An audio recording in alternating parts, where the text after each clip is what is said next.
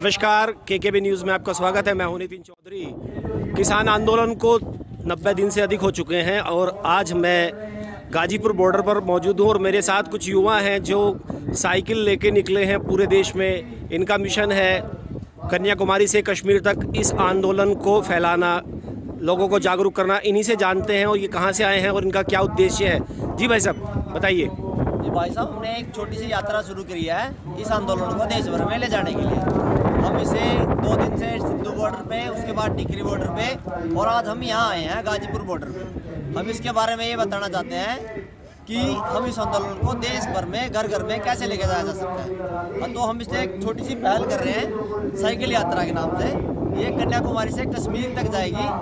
इसमें हम भारत के 20 राज्यों को कवर करेंगे। क्या नाम है आपका? मेरा नाम है जी अक्षय। कहाँ से हैं आप? मैं हरियाणा से हूँ जी। और आपकी टीम में जो लोग हैं?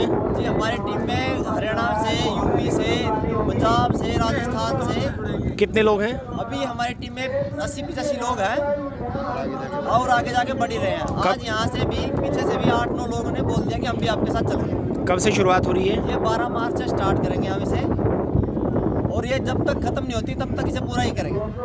तो इसका मतलब उद्देश्य क्या है, मेन पर्पस क्या है? आपने बताया जागरूक करेंगे, लेकिन सरकार तो मान नहीं रही है।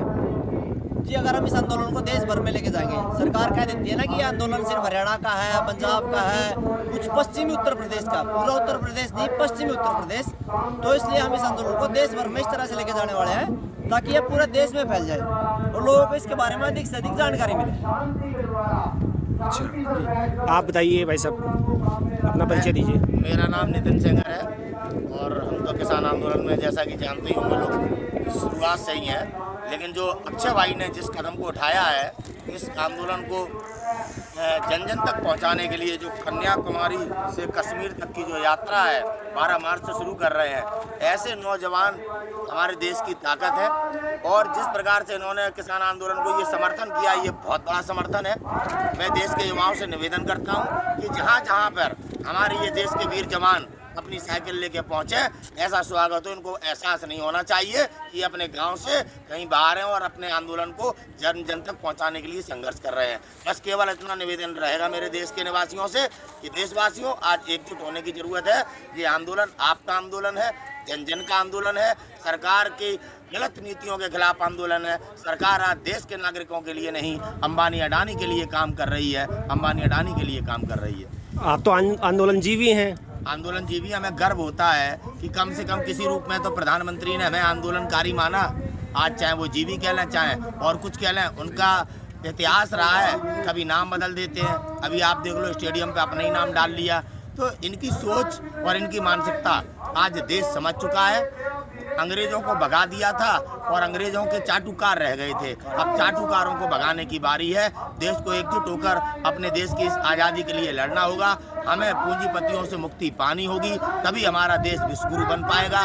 तभी हमारे देश में हमारी बेटियां और हमारे बच्चों का भविष्य सुरक्षित हो पाएगा। अगर हम पूंजीपतियों के खिलाफ एकजुट होकर नहीं लड़ेंगे तो आगे आने वाले दिनों में हम मजदूर गुलाम बन के रह जाएंगे। याद रखना। आपने तो भगवा धारण किया हुआ है। भगवा क्या है? ये तो हमारे धर्म का प्रमाण है। आज दुख है कि आज गुंडे हैं वो भगवा धारण करके अपने चरित्र को और अपनी जो मानसिकता है उसको छुपा रहे हैं। आई समझ में? ये वस्त्र जो गुंडों ने धारण कर रखे, जैसे वो हमारे उत्तर प्रदेश के सीएम आदित्यनाथ योगी, 28 मुकदमे थे उन पे।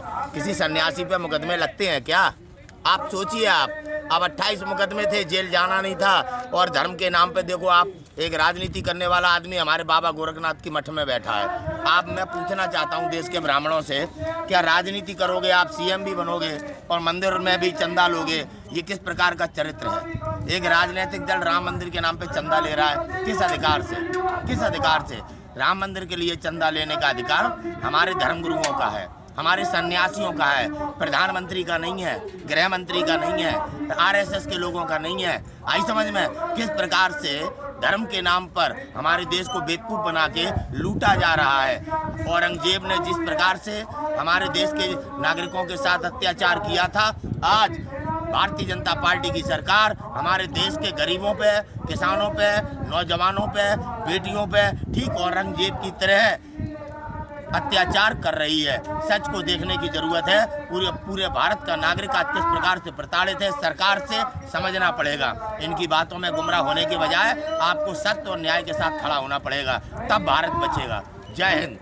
जी, आपको कुछ कहना है? जी, मेरा नाम नीरज कुमार है और मैं जिला मैनपुरी उत्तर प्रदेश से हूँ। सर, इससे पहले 3 दिन पहले यहाँ से एक रेस भी लगी थी, अल्ट्रा रेस। यहाँ से सिंधु बॉर्डर से गाजीपुर बॉर्डर, तो वहाँ मैंने भाग उसमें लिया था। 80 किलोमीटर की रेस थी मेरी, बाकी 140 किलोमीटर की थी। तो सर मैं इसमें भी भाग लूँगा। और आपने कहा सर परजीवी कहा आंदोलन जीवी, मैंने नहीं कहा, प्रधानमंत्री जी ने कहा। प्रधानमंत्री जी, आपने प्रश्न पूछा सर। सर इससे पहले हम श्रमजीवी थे, लेकिन इस श्रमजीवी सरकार ने हमको परजीवी बना दिया श्रमजीवी से। सर इसने पहले 2013 में भ्रम फैलाया 2 करोड़ रोजगार देंगे हम, हाँ 15 लाख खाते में आएंगे। कहाँ गए 15 लाख, कहाँ गए 2 करोड़? अब डीजल पेट्रोल के रेट कहाँ गए? इन्होंने बोला था हम 25 रुपये डीजल कर देंगे, कहाँ गए वो? इसलिए हम सर ये साइकिल रेस में भी भाग लेंगे। जी धन्यवाद। ठीक।